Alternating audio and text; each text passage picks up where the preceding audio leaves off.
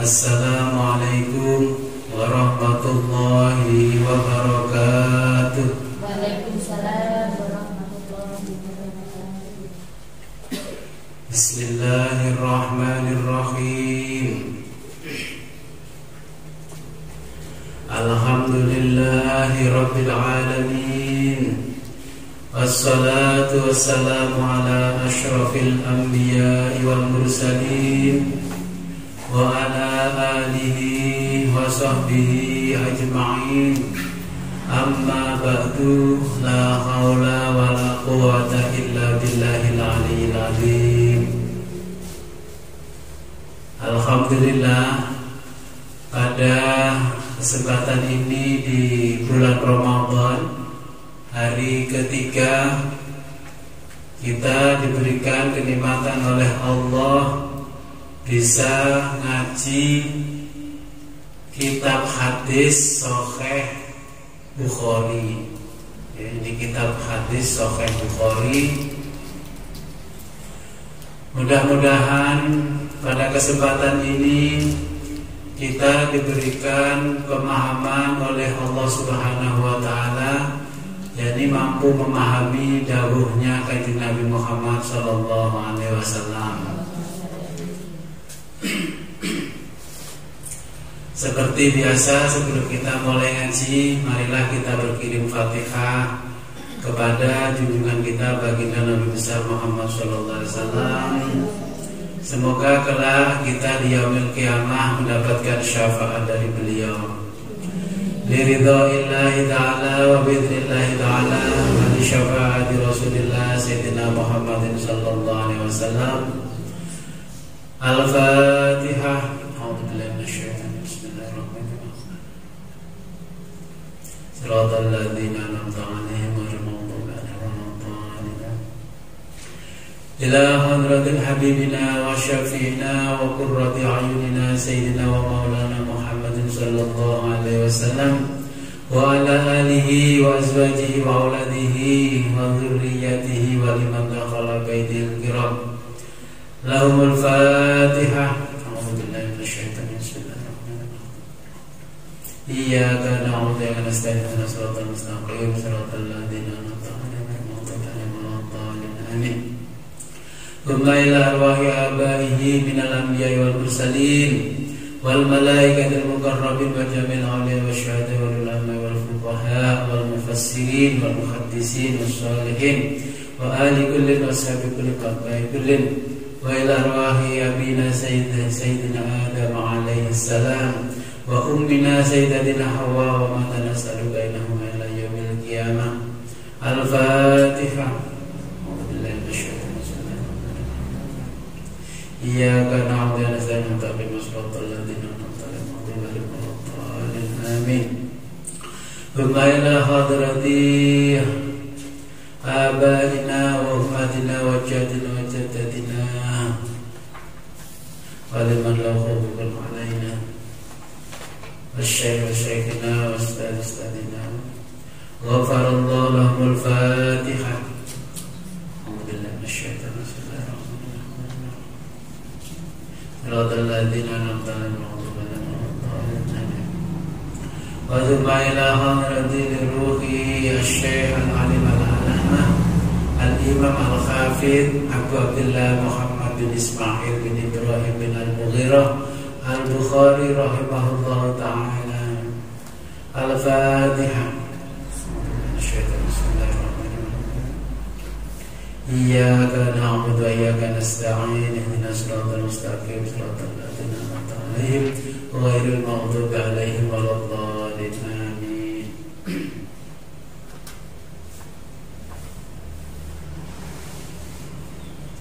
Enten ingkang sampun ngaos hadis Bukhari dereng Arba'in Nawawi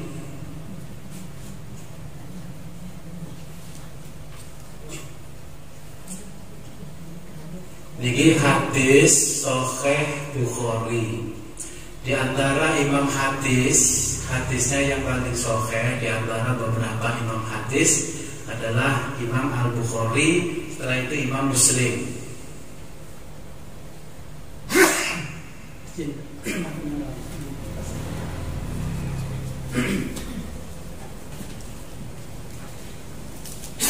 Pas ini loh.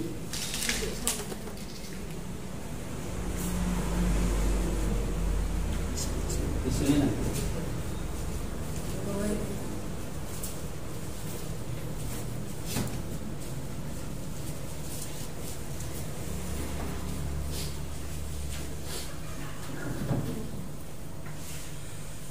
Tujuan ngaos hadis niki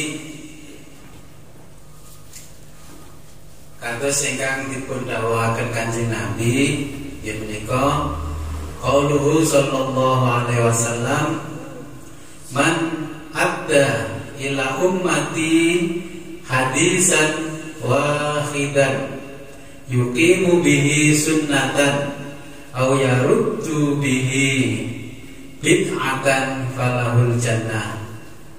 Artinya ngeten. Man, kalau bahasa Indonesia nggih karena permintaan yang di luar badas, sing di luar Jawa mboten paham dengan bahasa Jawa, bahasa Indonesia. Qauluhu sallallahu alaihi wasallam, telah bersabda Nabi sallallahu alaihi wasallam, man, barang siapa ada mendatangi ila ummati, kepada umatku, hadisan wahidan, yaitu satu hadis, yuqimu bihi, ya.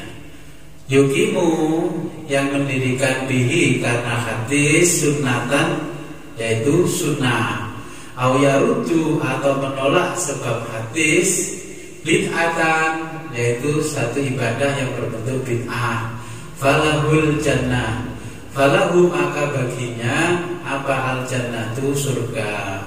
Tujuannya menyampaikan satu hadis Kanjeng Nabi dan umat Kanjeng Nabi, kita menyampaikan satu hadisnya Nabi sehingga orang mengerti apa yang didawuhkan oleh Nabi. Wa qauluhu sallallahu alaihi wasallam, dan bersabda Nabi sallallahu alaihi wasallam, man hafidha ala ummati, man utawi sapane wong iku hafidha ngapalke sapa wong atau menjaga ala ummati atas umatku hadisan wahidan, jadi satu hadis saja, kana lahu ada baginya apa ajra ahadin, yaitu pahala satu orang, wasabahina nabiyan, dan 70 nabi sodikon yang benar-benar beriman. Jadi tujuan kula ngaji hadis dan panjenengan semua ini supaya panjenengan ngerti apa yang disampaikan Nabi kepada para sahabat, kepada para tabi'in, akhirnya kepada para ulama-ulama, akhirnya sampai kepada kita di dalam bentuk kitabnya. Kitab Sahih Bukhari ini ada 4 jilid, syarahnya ada 18 jilid. Ini semua ada di depan ini. Saya dulu ngaji menghabiskan beberapa kitab. Ini yang pertama saya ngaji kitab Bukhari cetakan zaman dulu. Sebelum kita ngaji kitab Sahih Bukhari, saya akan jelaskan dulu biografinya Imam Bukhari, manaqibnya Imam Bukhari. Beliau ini adalah Amirul Mukminin dalam bidang hadis. Dia bernama Abu Abdullah Muhammad ibnu Ismail ibnu Al-Mughirah ibnu Barzibah. Kakeknya yang bernama Barzibah ini beragama Majusi, agama kaumnya di masa itu. Putranya yang bernama Mughirah memeluk Islam di bawah bimbingan Yaman Al-Jufi, gubernur Bukhara, sehingga dia dipanggil Al-Mughirah Al-Jufi. Bukhara itu zaman dulu namanya Bukhara, zaman sekarang namanya Soviet. Jadi Imam Bukhari bukan orang Arab tapi orang Bukhara. Di zaman kekhalifahan Khilafah Islamiyah, termasuk wilayah di bawah gubernur Yaman Al-Jufi, namanya Bukhara. Ya sekarang menjadi Uni Soviet. Ayahnya adalah seorang ulama besar ya di bidang hadis.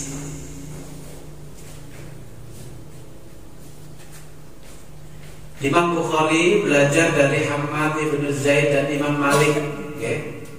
Hadis-hadisnya diriwayatkan oleh orang Irak, kebanyakan orang Irak karena tempat tinggalnya Imam Bukhari lebih dekat ke Irak. Riwayat hidupnya ditulis oleh Ibnu Hibban dalam kitab As-Siqah. Begitu juga putranya Imam Bukhari menulis riwayatnya dalam At-Tarikh Al-Kabir. Imam Bukhari ini dalam masa hidupnya selama masih kecil, beliau dalam keadaan buta. Akhirnya ayahnya meninggal ketika beliau masih kecil, umur 2,5 tahun. Tapi ayahnya seorang ulama besar, ayahnya orang kaya raya, dan hartanya tidak ada sedikit pun yang syubhat apalagi haram. Sehingga setiap malam ibunya selalu berdoa kepada Allah, minta supaya mata anaknya diberikan kesembuhan dari kebutaan. Satu malam ibunya bermimpi didatangi oleh Nabi Allah Ibrahim alaihissalam, dan Nabi Ibrahim mengatakan, wahai ibu, janganlah kamu bersedih, Allah mengabulkan doamu, mata anakmu sudah sembuh. Sehingga mata beliau ini yang tadinya buta akhirnya sembuh. Dengan kesembuhannya ternyata beliau ini diberikan kecerdasan oleh Allah, mampu menghafalkan ribuan hadisnya Nabi Muhammad SAW. Waktu masih kecil sudah hafal Al-Quran, masih kecil juga sudah banyak hafal ribuan hadis.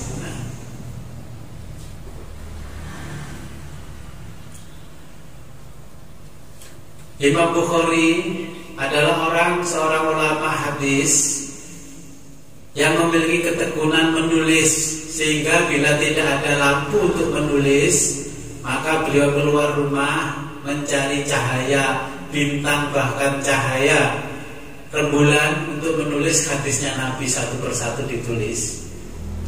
Ini kelebihan Imam Bukhari, karena doanya sang ibu, karena dari kecil buta ternyata diberikan kesembuhan. Matanya sangat tajam, mampu menulis di tengah kegelapan. Kalau kita dalam kondisi gelap, tidak ada lampu, sudah bingung. Tapi Imam Bukhari ini adalah memiliki kelebihan yang luar biasa, dan kecerdasan dan daya hafalannya pun juga luar biasa.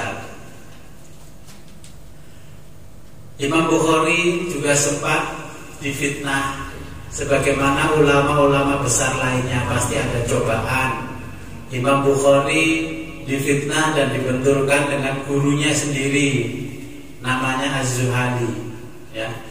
Imam Bukhari ditanya di dalam majelis, ditanya Al-Quran itu makhluk atau bukan. Padahal Imam Bukhari tidak mengatakan bahwa Al-Quran adalah makhluk.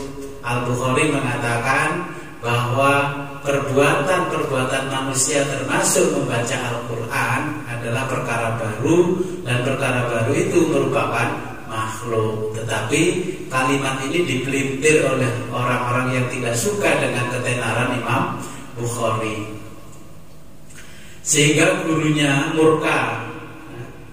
Setiap orang yang ada di majelis taklim gurunya ini disindir. Barang siapa yang masih mendatangi orang yang mengatakan bahwa Al-Quran adalah makhluk, maka dia adalah bid'ah. Akhirnya merasalah Imam Muslim, yaitu penulis hadis Sahih Muslim, ya, itu akhirnya meninggalkan majelis taklim gurunya Az-Zuhali. Satu ketika Imam Muslim menulis dalam bentuk buku ilmu yang sudah dipelajari dan sudah diterima dari gurunya, namanya Az-Zuhali, dan dikembalikan kepada beliau.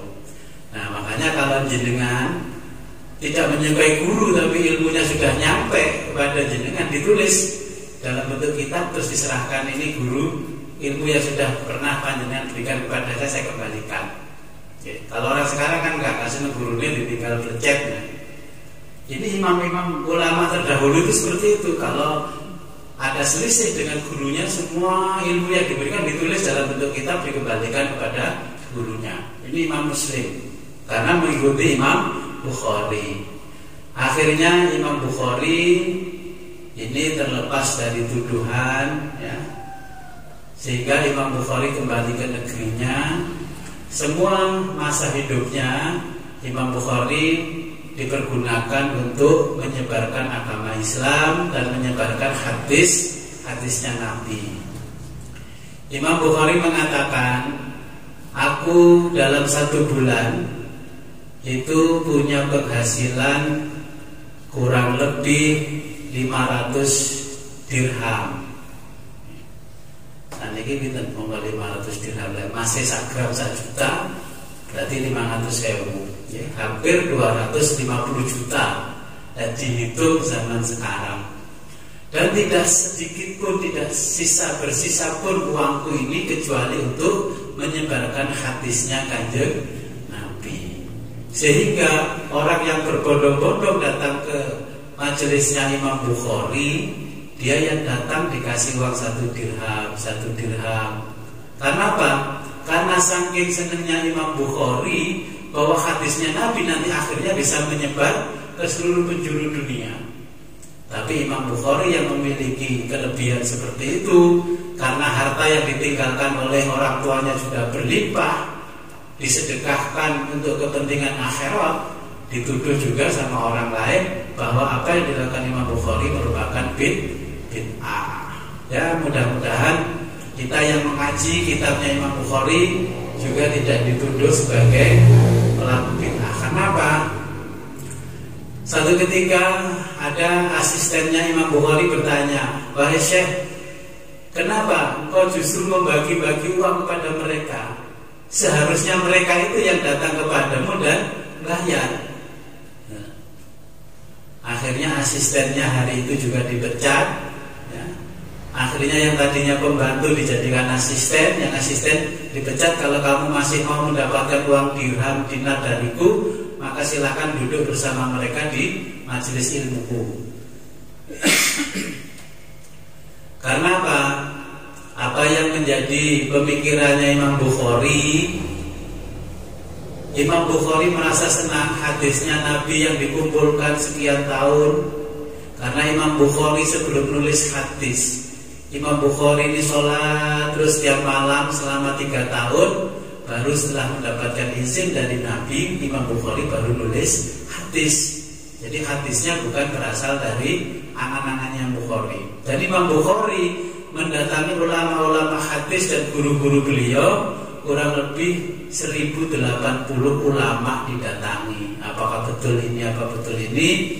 Ketika mau menulis satu hadis, Imam Bukhari istikharah dan bertanya kepada Rasulullah, apakah betul ya Rasul ini hadismu? Iya, ini hadisku. Tapi karena yang meriwayatkan itu arek genah, maka hadisku ini menjadi jatuh. Padahal betul Nabi itu bersabda tentang sesuatu, tapi yang menyampaikan ini orang di mata masyarakat tidak memiliki nilai dan kualitas sosial yang tinggi. Orang yang disepelekan, diremehkan, sehingga hadisnya Nabi pun juga ikut jatuh. Maka oleh Imam Bukhari hadis-hadisnya dipilih, sehingga hadis itu dikumpulkan dalam kitab ini namanya Sahih Bukhari. Umat Islam rujukan hadisnya itu kepada Imam Bukhari dan Imam Muslim, baru berikutnya ke imam-imam yang lain. Saya dulu ketika masih kecil, setiap Ramadan zikir wirid saya hanya membaca kitab Sahih Bukhari sama abah saya. Ternyata saya tanya, kenapa kok abah setiap Ramadan tidak ngaji Quran? Jadi menghatamkan 1 Ramadan itu kitab Bukhari. Menurut abah saya, karena Mbah Hashim itu zikir wiridnya selama Ramadan adalah menghatamkan Sahih Bukhari. Dan jenengan juga saya ajak zikir wirid di siang hari menghatamkan Sahih Bukhari, walaupun cuma sebagian. Nanti kalau ingin ngaji detail ya kita ngaji semuanya, ini 4 jilid. Jadi itu sekilas gambaran tentang Imam Bukhari. Imam Bukhari ini dulu dites oleh para ulama ya, tentang hadis, disuruh menghafalkan, dihilangkan matanya, dihilangkan sanadnya, dibolak-balik. Ternyata Imam Bukhari masih tetap bisa mengingat. Diuji coba oleh ulama seluruh dunia tentang kepandaiannya menghafal hadis. Ternyata tidak ada satupun hadis yang tidak mampu dihafal oleh Imam Bukhari. Ini karena bimbingan ibunya. Nah ini yang masih punya ibu, yang nggak punya ibu gimana berdoanya? Nggak ketemu Mbah Nabi Ibrahim. Maka ulama dahulu itu kalau mau nulis kitab itu istikharah dulu beberapa bulan, bahkan beberapa tahun baru menulis. Setelah mendapat izin dari Allah baru menulis. Contohnya kalau yang ada di kita kan sudah mengenal Allah wujud, kita bakoh, gitu. Itu sejarahnya kan ada kitab itu. Suatu ketika Syekh Nazim, ya, namanya Kiai Nazim, ya dulu di sana di Mekah, Madinah, itu kan memikirkan bagaimana gejolak antara orang ahlu sunnah, antara orang Mu'tazilah, Qadariyah, Jabariyah, ini bergejolak bahkan sampai perang. Terus mendefinisikan tentang Tuhan. Makanya jadi ilmu tauhid. Beliau berjumpa Rasulullah di dalam mimpinya, diajari nadoman itu sehingga disuruh nulis, suruh menghafal.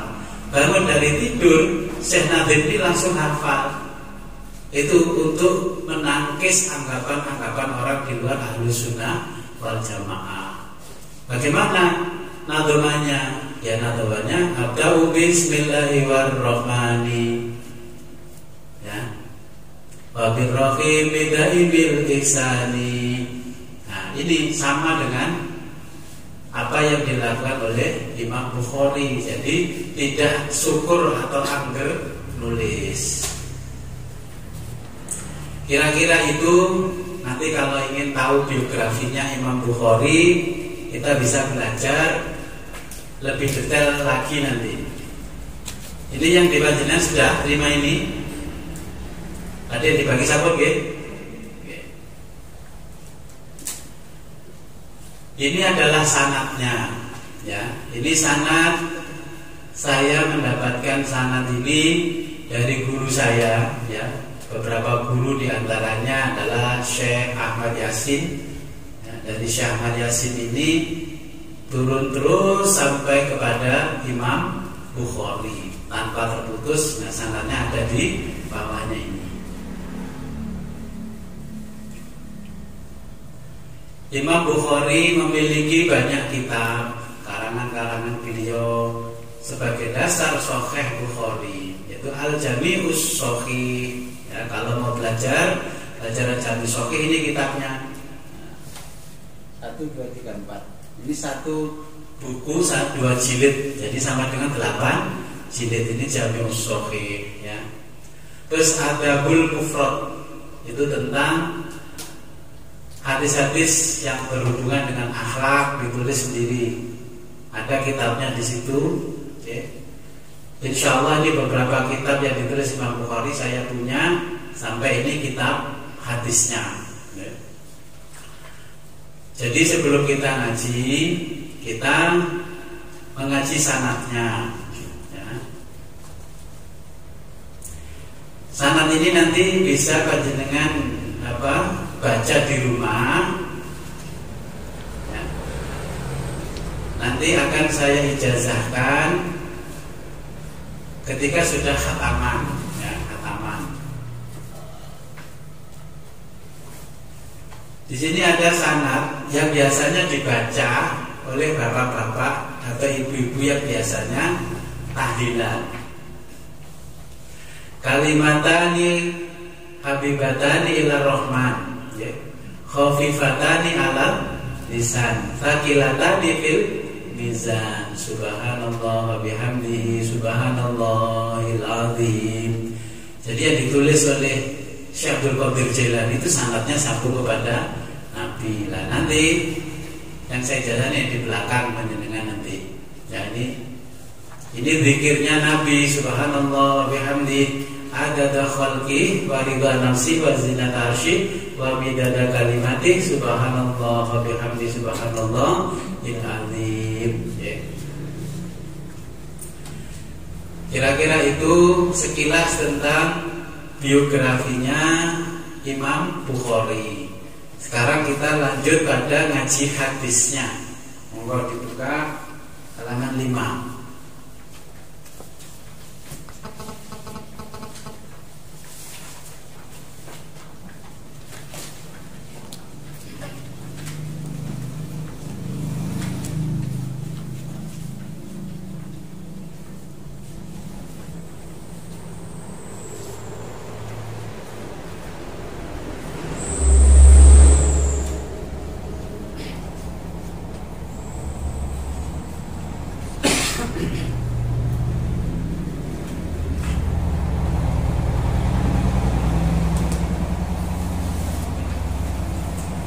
Bismillahirrahmanirrahim.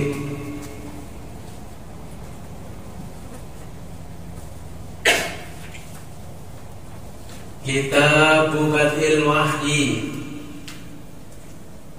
utawi iki iku kitab nerangaken permulaan wahyu. Kitab Badil Wahyi yaitu buku permulaan wahyu.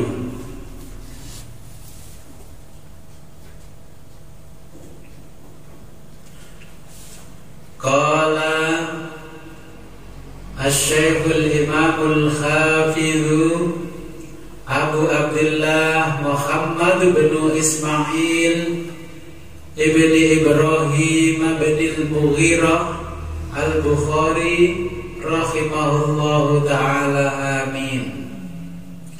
Qala wasdawuh sapa asy-syekh al-imamu imam al-hafidhu wong kang hafal Quran hadis julukane al-hafid Abu Abdullah, yaitu Abu Abdullah Muhammad bin Ismail bin Ibrahim bin Al-Mughirah Al-Bukhari rahimahullahu ta'ala, amin. Rahimah muga-muga melasi ing Asy-Syaikh Al-Imam Al-Hafidz Abu Abdullah Muhammad bin Ismail bin Ibrahim Al-Mughirah Al-Bukhari sapa Allah Ta'ala mahdhur Allah, amin. Kalau diterjemahkan dalam bahasa Indonesia, Asy-Syaikh Al-Imam Al-Hafidz Abu Abdullah Muhammad bin Ismail bin Ibrahim bin Al-Mughirah Al-Bukhari rahimahullah ta'ala, amin, berkata, bahasa Indonesia gitu.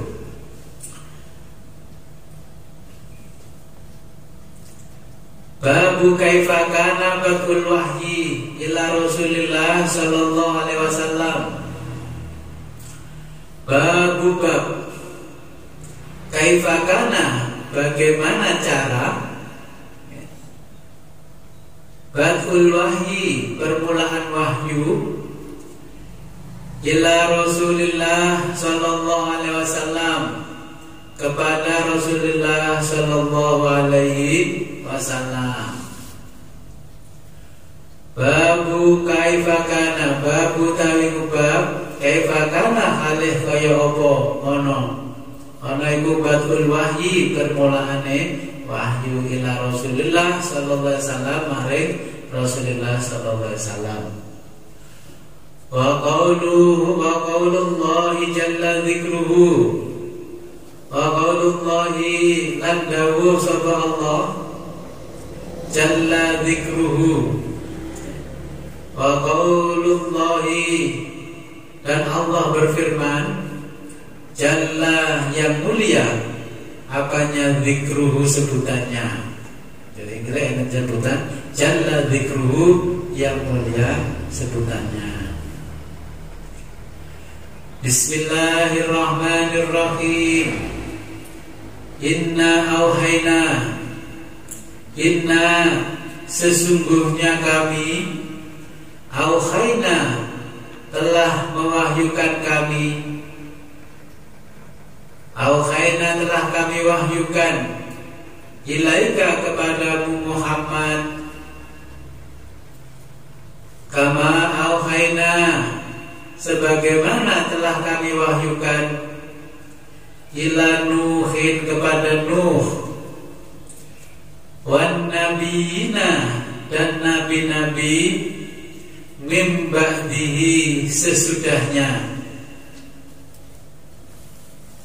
Kena aku di bahasa Jawa, bahasa Indonesia. Jawa kok. Jawa oke. Ya nek mana nggih Jawa mungkin nanti bahasa Indonesia semua. Oke, kalau ulangi makna Jawanya. Wa qaulullahi lan dawuh sapa Allah. Wa qaulullahi lan dawuh Allah, dawuh Allah jalla dzikruhu.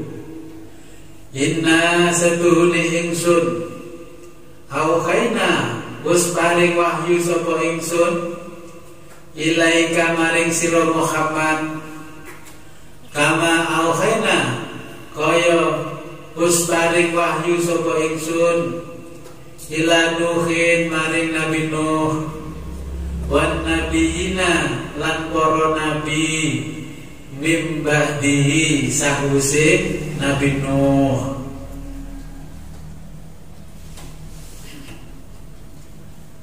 Ayat lengkapin wa auhayna lan wis paring wahyu sapa ingsun ila Ibrahim maring Nabi Ibrahim, wa Ismail lan Ismail, wa Ishaq lan Ishaq, wa Yaqub lan Yaqub, wal asbat lan anak cucune Yaqub.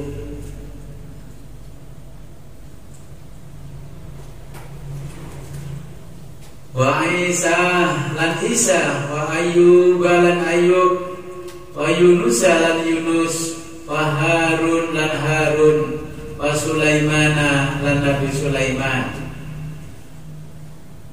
Wa ataina lan wis paring sapa ingsun Dawud ing Nabi Dawud Zaburon yaiku mang kitab Zabur.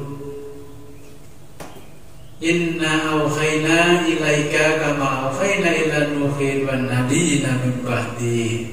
Kalau terjemahkan bahasa Indonesia, inna auhayna sesungguhnya kami telah berikan wahyu kepadamu wahai Muhammad, sebagaimana kami telah memberikan wahyu kepada Nuh dan nabi-nabi sesudahnya. Wa auhayna ila Ibrahim wa Ismail wa Ishaq wa Yaqub wal asbaq wa Isa wa Ayyub wa Yunus wa Harun wa Sulaiman wa ataina Dauda Zabura. Dan kami memberikan wahyu kepada Ibrahim, Ismail, Ishak, Yakub dan anak cucunya, Isa, Ayub, Yunus, Harun dan Sulaiman. Dan kami berikan Zabur kepada Daud. Niku lanjutannya ayat. Ya teman iku mboten enten kali Imam Bukhari napa dicuplek. Nah, lepon hafal Quran kan penak lanjutannya.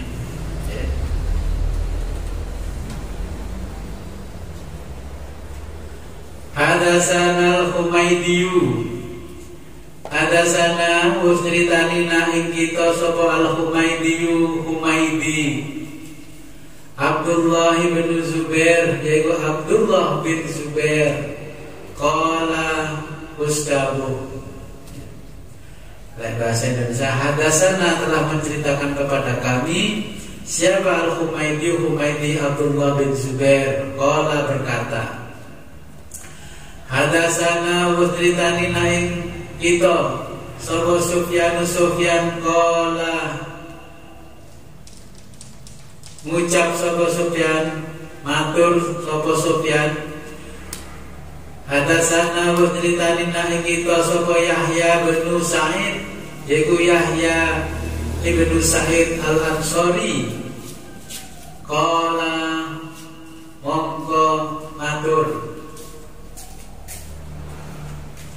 akhbaroni wis ngabarini ing ingsun sapa Muhammad bin Ibrahim at-Taimiyu, yaiku Muhammad bin Ibrahim at-Taimiyu, annahu setuhune Muhammad bin Ibrahim At-Taimi sami'a wasrumu Alqamah bin Waqqas Al-Laisi wasrumu ing Alqamah bin Waqqas Al-Laisi yaqulu matur sapa Alqamah sami tu krungu sapa ingsun Umar bin Al-Khattab ing Umar bin Khattab radhiyallahu an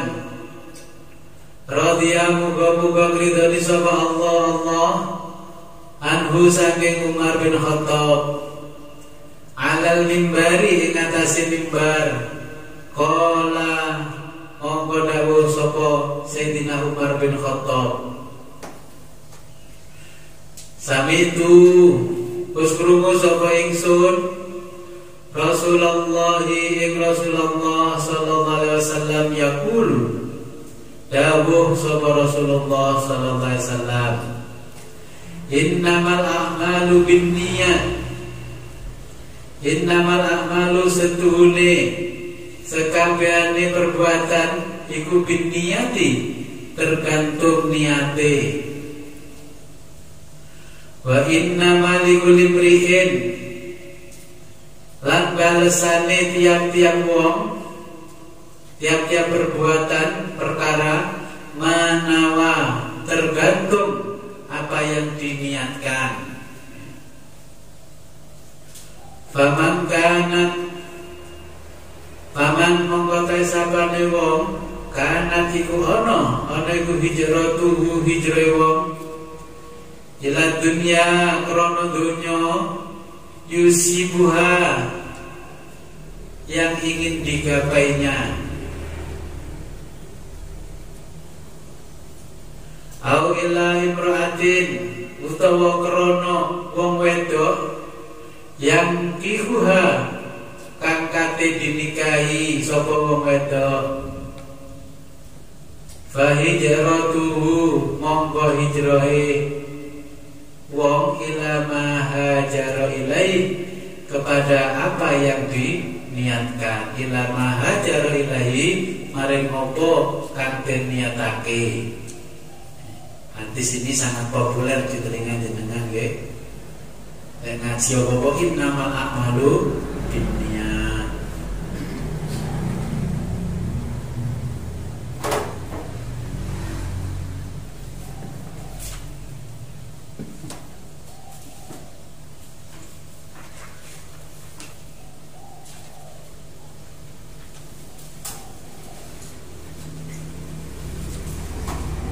Kalau jelasakan hadisnya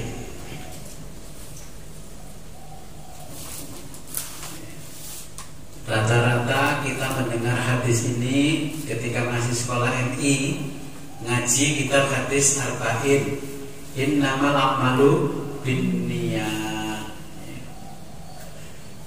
Jadi keterangan hadis tadi di situ alal mimbar, dengan tulis alal mimbar.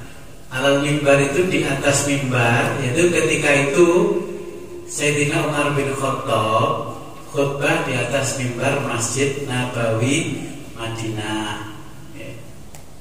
Alal mimbar mimbar tinggi. Oh, mimbar Masjid Belebung. Jadi yang dimaksud alal mimbar di atas mimbar.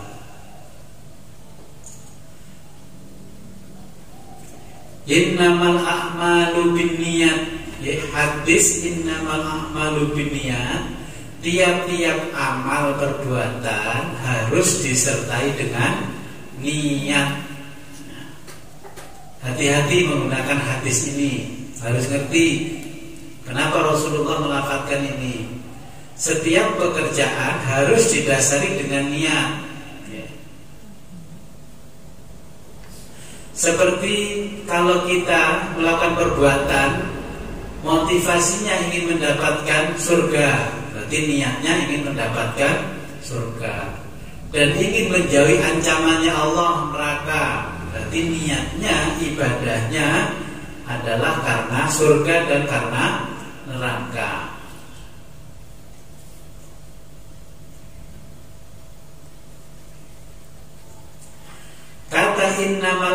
a'malu binniyat. Niat di dalam hadis ini bentuknya adalah mufrad.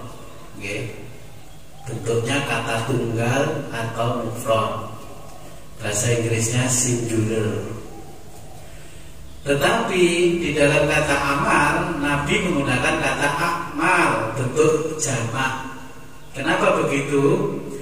Karena Nabi mengisyaratkan niat itu adanya di dalam hati. Hati adanya cuma satu, sedangkan perbuatannya adalah lebih dari satu. Maka Nabi mengatakan innamal a'malu binniyat.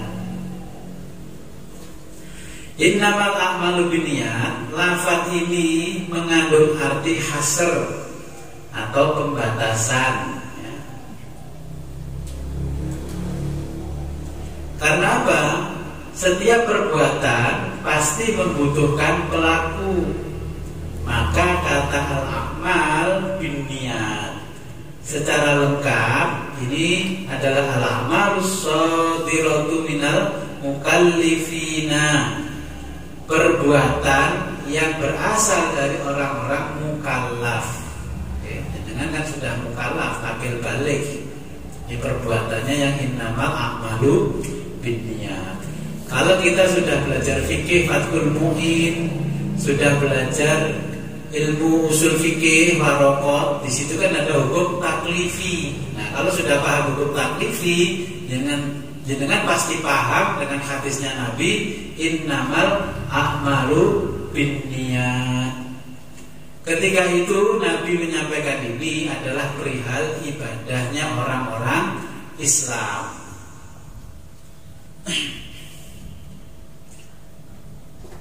Binniyat, huruf ba menunjukkan arti musahabah. Nah, kalimat binniyat itu ba-nya itu menunjukkan arti musahabah, yaitu menyertai bi, ya, dalam ilmu nahwunya menjadi musahabah. Dan ada juga yang mengartikan bi-nya, ba-nya itu adalah sababiyah, menjadi sebab. Kenapa di situ ada musahabah dan sababiyah?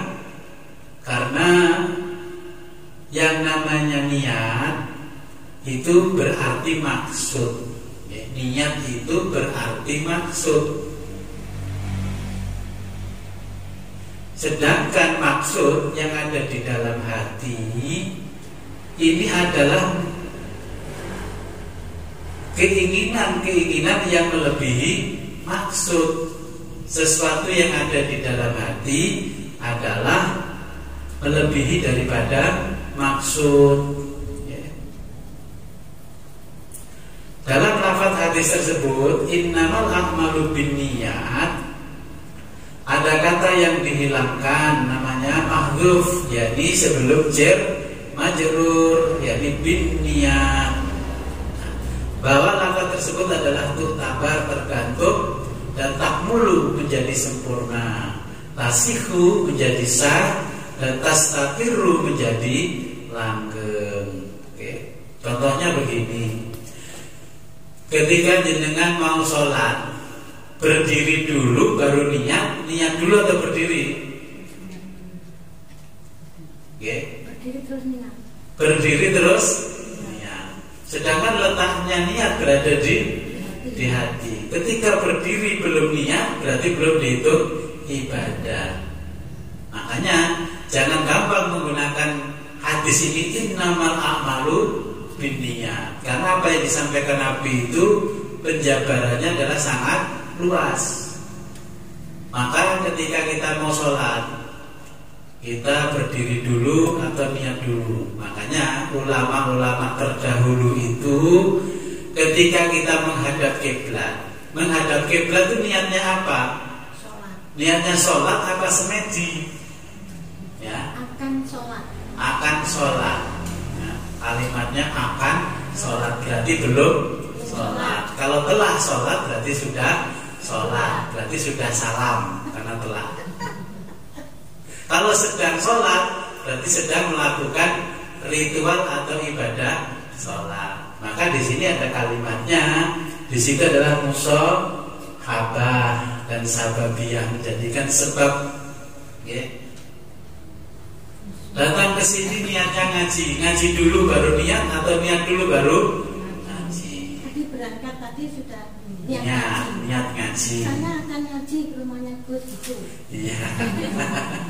Gimana? Oke, jadi gini, makanya ulama terdahulu ketika zuhur beliau itu memberikan tuntunan kepada kita, usolli fardhu dhuhri arba'ah raka'atin mustaqbilal qiblati adaan lillahi ta'ala.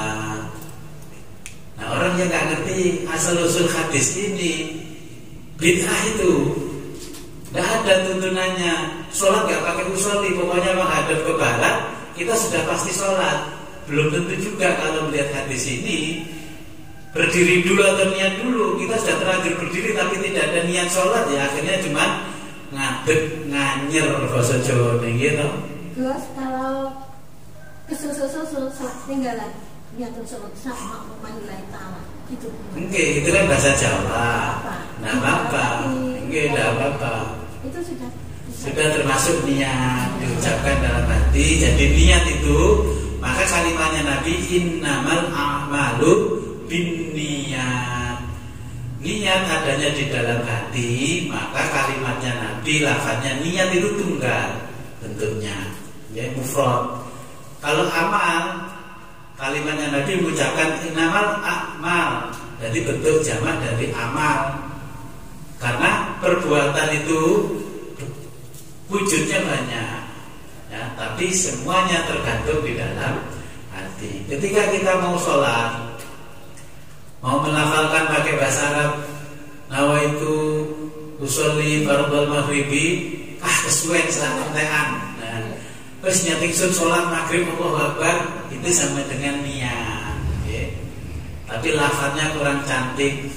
Nah, sudah diberikan tuntunan oleh ulama untuk memperindah kata-kata usolli fardhal maghribi salasa raka'atin mustaqbilal qiblati adaan lillahi ta'ala, atau makmuman atau imaman lillahi ta'ala. Jadi ini yang dimaksud hadis ini.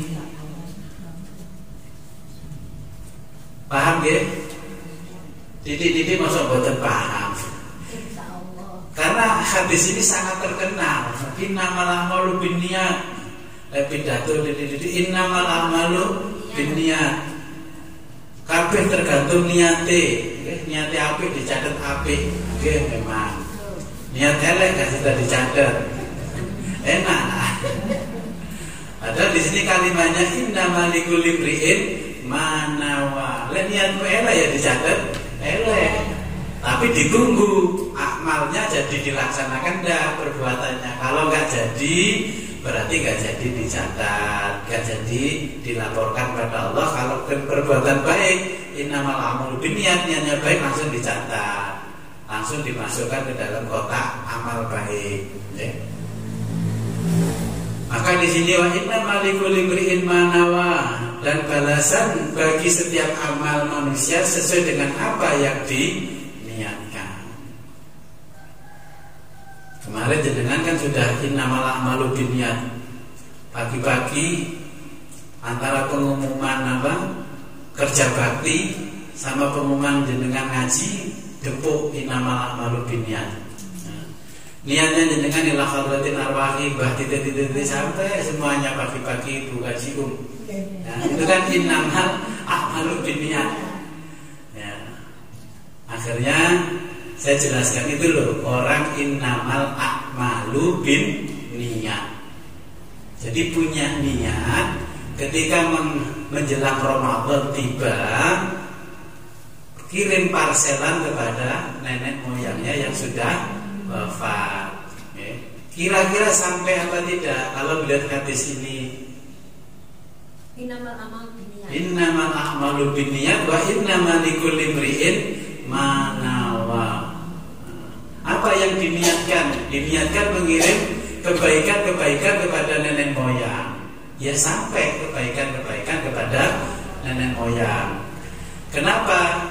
kita katakan sampai kita sebagai orang ahlu sunnah wal jamaah bahwa alam kubur itu belum alam akhirat, masih alam dunia, ya, menempati alam dunia. Akhirat itu tanda-tandanya kalau kiamat sudah terjadi.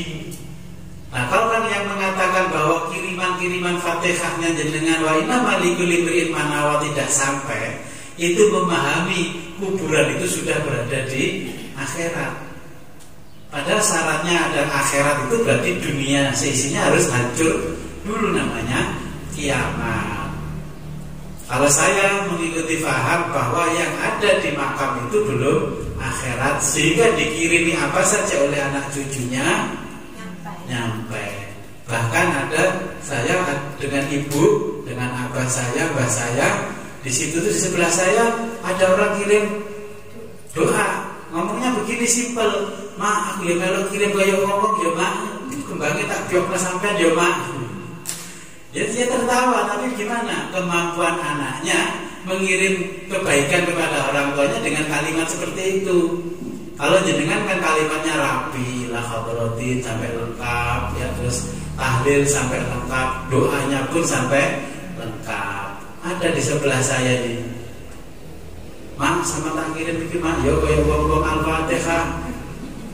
Walau dolin habis kebahnya ditabur di atasnya makam. Ya nggak apa-apa, itu kebaikan. Wa inna malikul imri'in ma'nawa, tetap sampai walaupun cuma Fatihah. Apalagi yang bacaannya panjang ya pasti sampai. Itu nggak Fatihah, terus kembang tok. Iya, kembang tok piok. Ya di sebelahnya niatnya kirim doa, tapi nggak bisa berdoa. Dia nggak ngerti. Allah memberikan pahala ya sebagaimana pengetahuan orang itu. Ya, tetap dikirim parselan, paling ya kerupuk upil plastik. Kalau kita kan parselannya ayam panggang, bebek goreng, ya, itu paling dikirim kerupuk upil. Ya. Tapi kan masih tetap dapat kiriman. Ya. Faman kanat hijratuhu ila dunya, ya.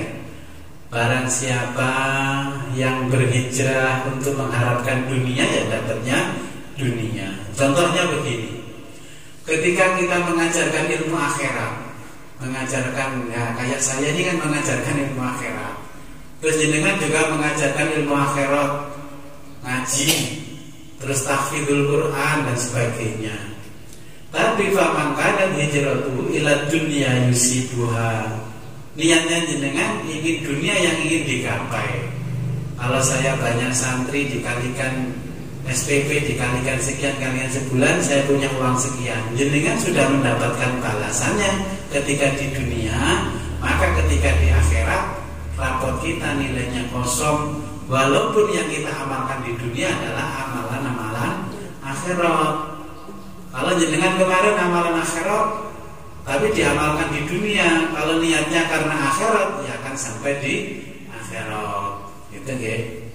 Faman kana hijratuhu ilallahi wa rasulih, kalau hijrahnya karena Allah dan Rasulnya, ya nanti akan mendapatkan pahala karena Allah dan Rasulnya. Ini tentang hadis innamal a'malu binniyat. Jadi jangan menerjemahkan hadis sesukanya sendiri. Nabi dulu ngomong ini sajane pas situasi bagaimana, gitu nggih. Situasinya adalah ketika itu Nabi membicarakan tentang ibadah-ibadahnya para sahabat dan kaum mukminin supaya ibadahnya itu mendapatkan pahala Allah. Apapun kalau niatnya karena Allah, nanti kita di akhirat tidak akan dihisab. Kalau jenengan semuanya karena Allah kan sudah nggak ada hisab di sana. Kalau nggak ada karena Allah, berarti nanti di sana akan dihisab. Katanya nyumbang karena Allah, okay? Makanya niat. Makanya di dalam ilmu tasawuf niat itu yang paling utama. Contohnya begini, ketika jenengan niat menyumbang pembangunan satu masjid 1 miliar, Jenengan bangga sekali bisa niat bangun masjid 1 miliar ya, membantu panitia. Tapi ada tapinya. Setelah ditanya, Bu, jenengan tadi niatnya karena apa? Karena Allah, Gus. Akhirnya satu ketika Allah menguji karena Allahnya panitia pembangunan masjid tidak mengundang jenengan ketika peresmian. Kira-kira bagaimana? Kurang ajar, aku nyumbang akeh dhewe sak miliar. Wayahe peresmian ora diundang. Wes mari ngene ora usah nekani, ora usah Jumatan nang masjid kono. Nah, berarti yang tadinya kata-kata di lisan hijratu ilallahi wa rasuli diuji oleh Allah ternyata bukan karena Allah dan Rasulnya. Berarti ila dunia yusibuha. Berarti karena pingin dunia ketenarannya lebih tenar. Ya kan? Kalau masih kecil nafsu makan yang ada di dalam kita. Kalau sudah besar nafsu kebesaran, nafsu popularitas, ketenaran ya, itu.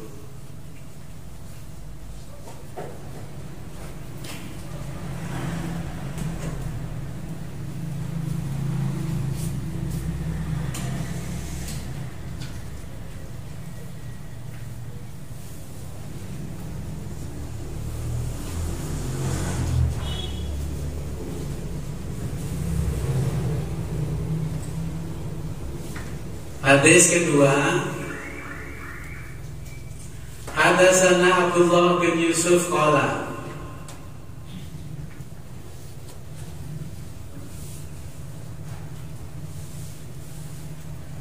Jadi kitab ini gundulan saya sajikan ke jenengan semua dalam bentuk harokatan ya. Mudah-mudahan kalau ada salah-salahnya sedikit ya mohon maaf, karena manusia pasti ada salahnya. Hadasana wis critani nang kita sapa Abdullah bin Yusuf. Qala matur sapa Abdullah bin Yusuf, akhbarona ngabarno nang kita sapa Malikun, yaiku Malik an Hisham bin Urwah, saking Hisham bin Urwah, an abihi saking bapake Hisham bin Urwah, an Aisyah ummul mukminina saking Sayyidah Aisyah ummul mukminina kang dadi ibune wong-wong mukmin kabeh, radhiyallahu anha, radhiyallahu muga-muga ridhoni sapa Allah anha saking Sayyidah Aisyah, annal Kharisa sestuhune Al-Kharisa bin Hisham, yaitu Al-Kharisa bin Hisham radhiyallahu anhu, radhiyallahu muga-muga ridhoni sapa Allah anhu saking Al-Kharisa bin Hisham. Sa'ala ustakon sapa Al-Kharisa Rasulullah sallallahu alaihi wasallam, Rasulullah sallallahu alaihi wasallam.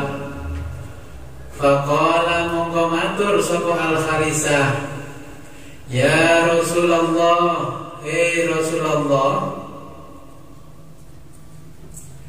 kaifa yahdikal wahyu, kaifa khalif kaya apa yahdika teko marang panjenengan apa al-wahyu, kaifa yahdikal wahyu, bagaimana wahyu sampai kepadamu.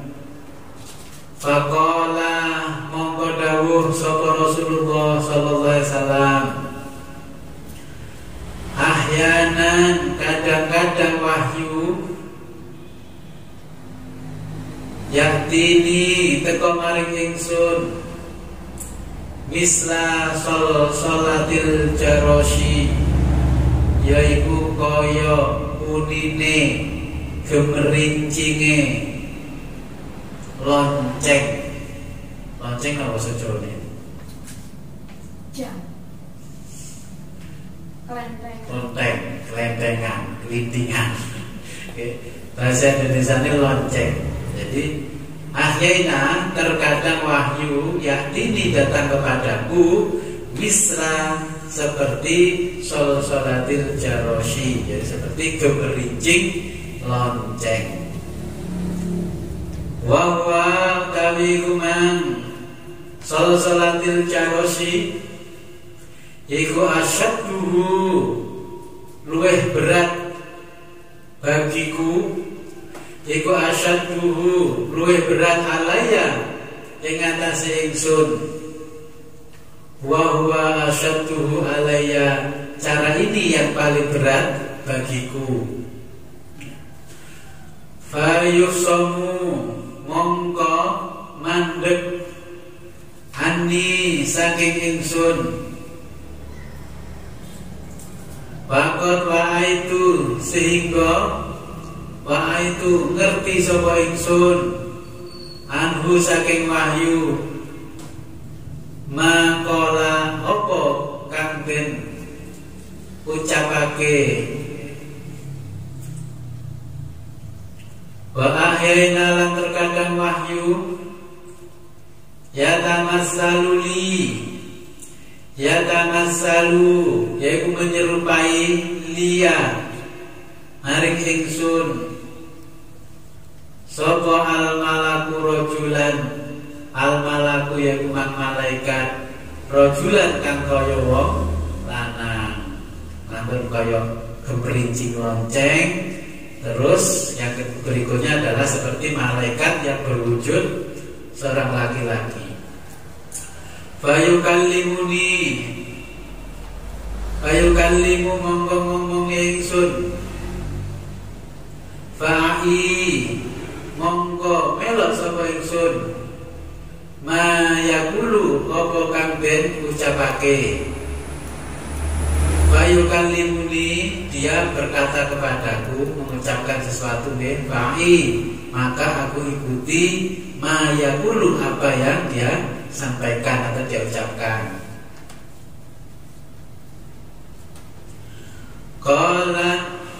Qala tusdawu sapa Aisyah radhiyallahu anha, sapa Sayyidah Aisyah radhiyallahu anha, walaqad ra'aituhu, walaqad lan teman-teman ra'aitu ningali sapa ingsun ing wahyu yang zilu turun alaihi ing atase Kanjeng Nabi Muhammad apa al-wahyu tay wahyu fil yaumis syadidil bardi, fil yaumi ing dalem dina asyadidi kang banget apane al-bardi iku ademe.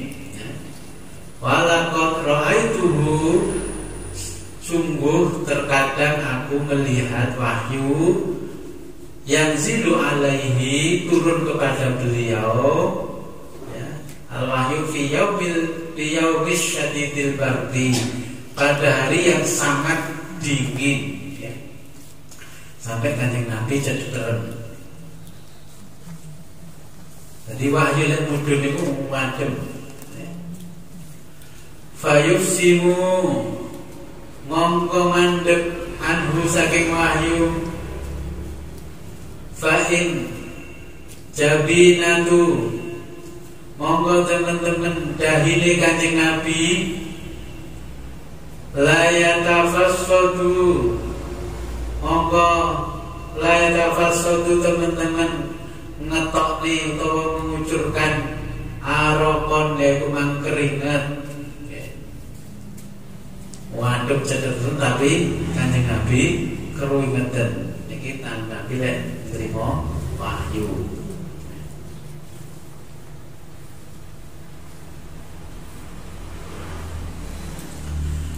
Hadatsana Yahya bin Bukairin,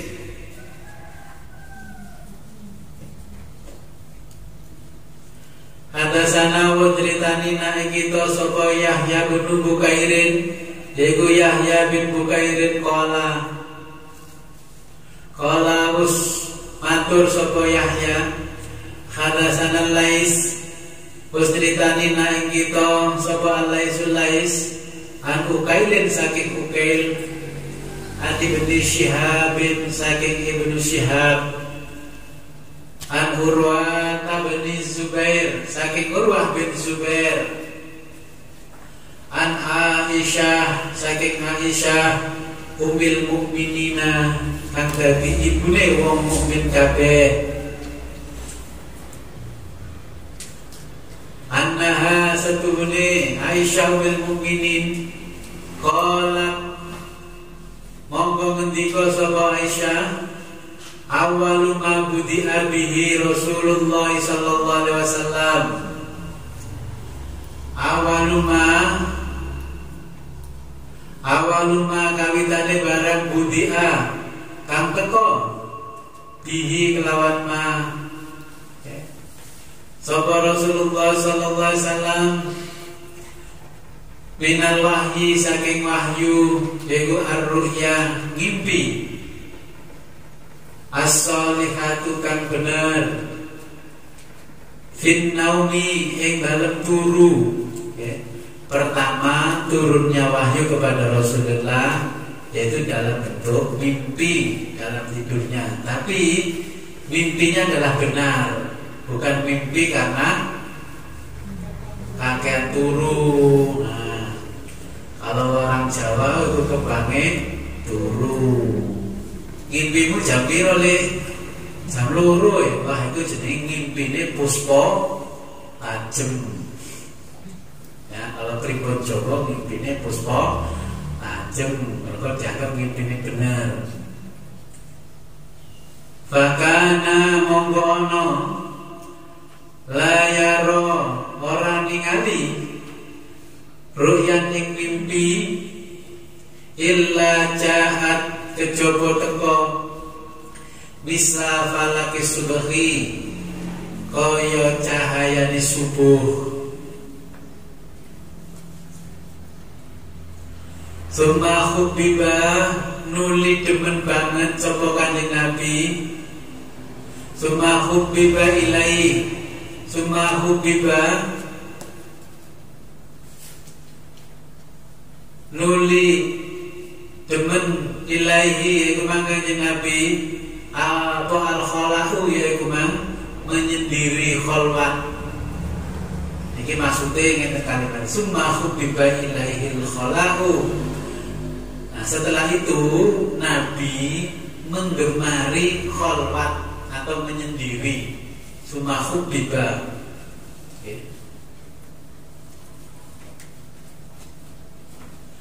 Wa kana lan ana sapa Kanjeng Nabi ana iku yahlu khalwat atau menyendiri Kanjeng Nabi di ghori khiroin ana ing gua Khira.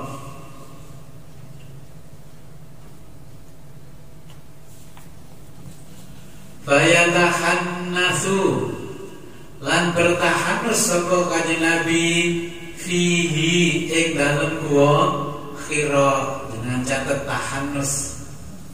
Nggih. Apa iku man tahanus? Nah kan terus Sayyidah Aisyah mature napa niku tahanus? Wa utawi tahanus iku ta'abbudu ibadah al-layali ing dalem tengah wengi. Dadi ngibadah di tengah wengi niku namine tahannus.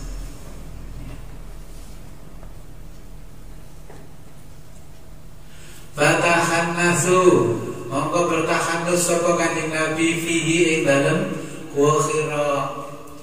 Wa huwa lan utawi kemang tahannus iku at-ta'abbudu ibadah al-layaliya ing dalem tengah wengi zawatil adadi ing dalem pira-pira hitungane dina qabla ayang zi'a qabla sadurunge ayang zi'a bali sapa Nabi ila ahlihi maring keluargane Nabi. Sebelum kembali kepada keluarganya, Nabi suka atau menggemari ibadah malam, namanya namanya tahanus. Wa tazawwadu mongko njukuk bekal bangkelan wong Jawa, maka mempersiapkan bekal lidzalika untuk bertahanus. Tsumma yarji'u mongko nuli bali ila Khadijah maring Sayyidah Khadijah limisliha krono saumpamane nglakoni tahanus nggih, mendhet bangkelan mendhet sangu nggih tengene Sayyidah Khadijah terus balik-balik tahanus hatta ja'ahu sehingga teko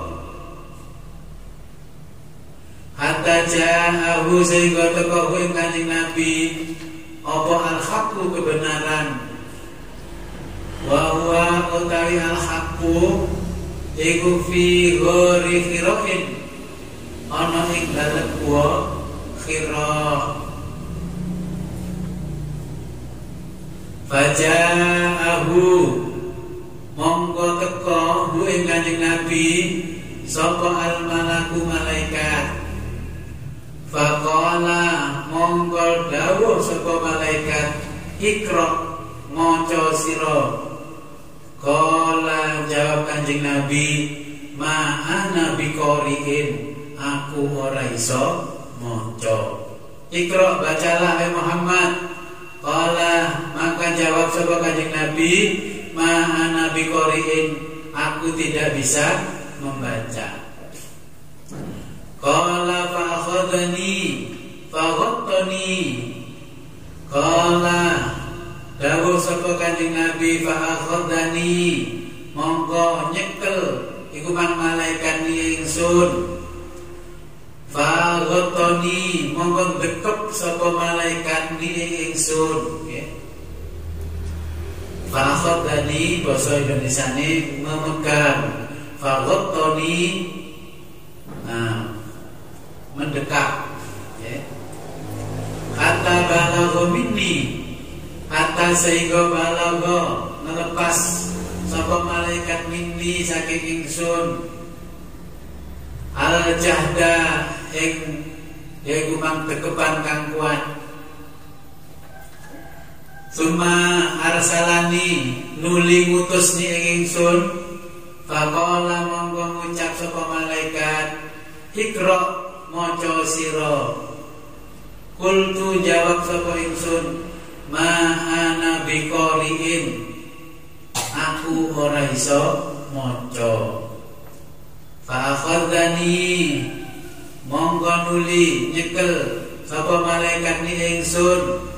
Fa ghattani monggo nuli dekep sapa malaikat ni ingsun asaniyata ing kang kaping 2.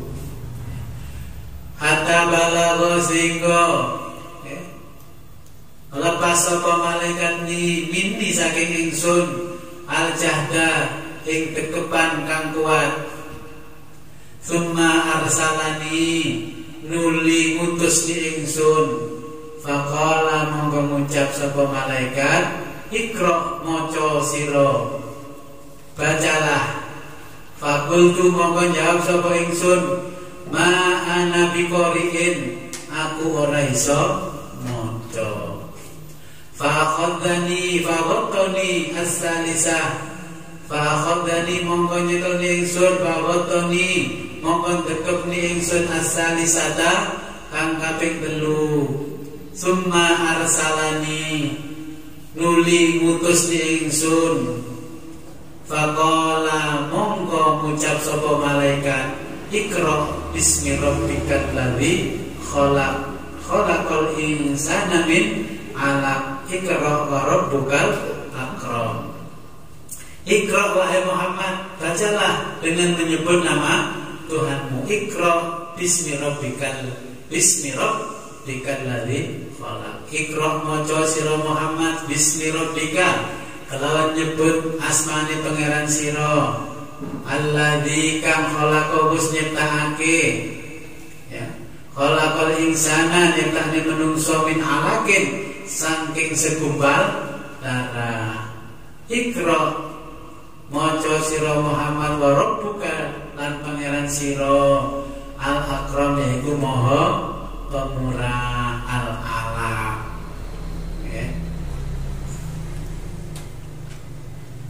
Nikilah yang menjadi pembahasan bahwa Nabi Muhammad buta huruf. Kira-kira Nabi Muhammad buta huruf bukan?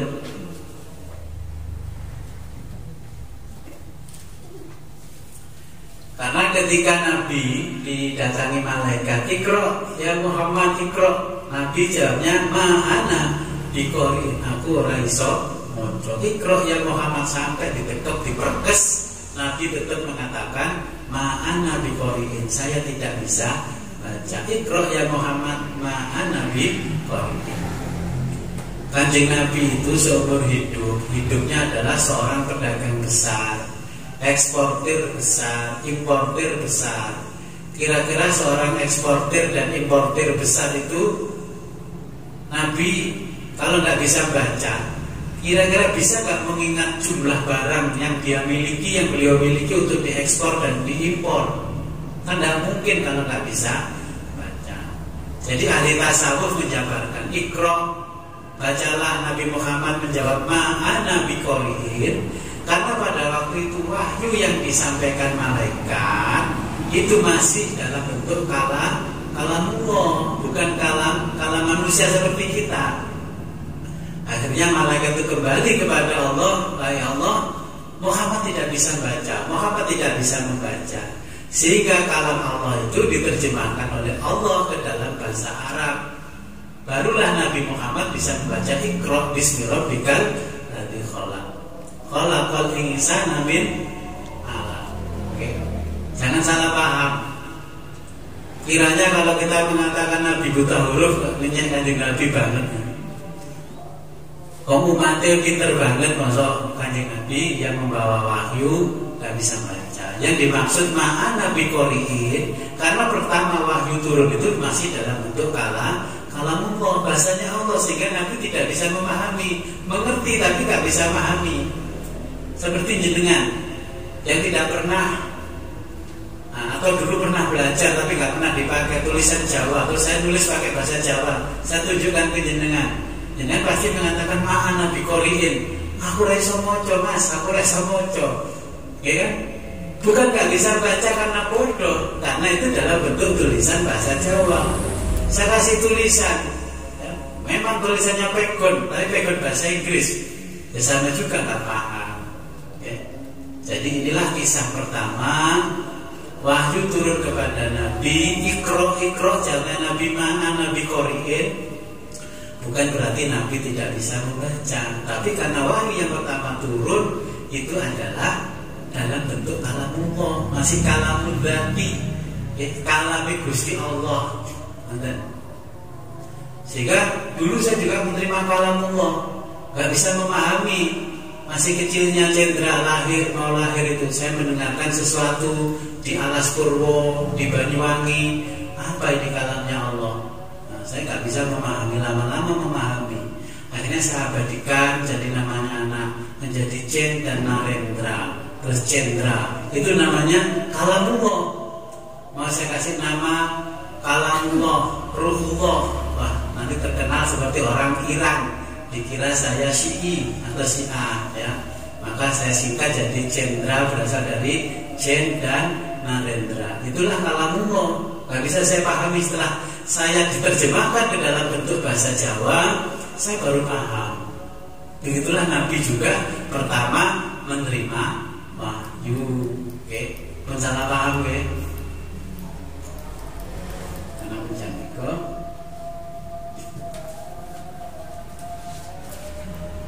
nanti kita lanjutkan pertemuan berikutnya. Ini masih pembukaan ya.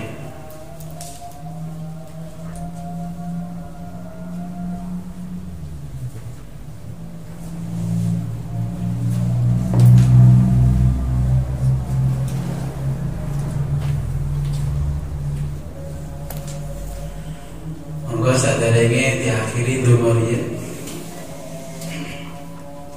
A'udzu billahi minasyaitonir rajim. Bismillahirrahmanirrahim. Shalli wa sallim wa barik ala sayyidina Muhammad wa ala ali sayyidina Muhammad wa ala ali sahabati Rasulillah ajma'in. Hamdan syakirin, hamdan na'imin, hamdan yuafi ni'amahu wa mazidah. Ya Rabbana lakal hamdu kama yanbaghi li jalali sultanik. Allahumma aftah lana abwabal ilmi wal ma'rifah. Allahumma aftah lana abwabal ilmi wal ma'rifah. Allahumma aftah lana abwabal ilmi wal ma'rifah. Allahumma arzuqna ilman nabiyyin wa khifdal mursalin wa ilhamal malaikatil muqarrabin bi rahmatika ya arhamar rahimin. Wa sallallahu ala khairi khalqika sayyidina Muhammadin wa ala alihi washabihi wa sallam. Alhamdulillahi rabbil alamin. Al-Fatihah.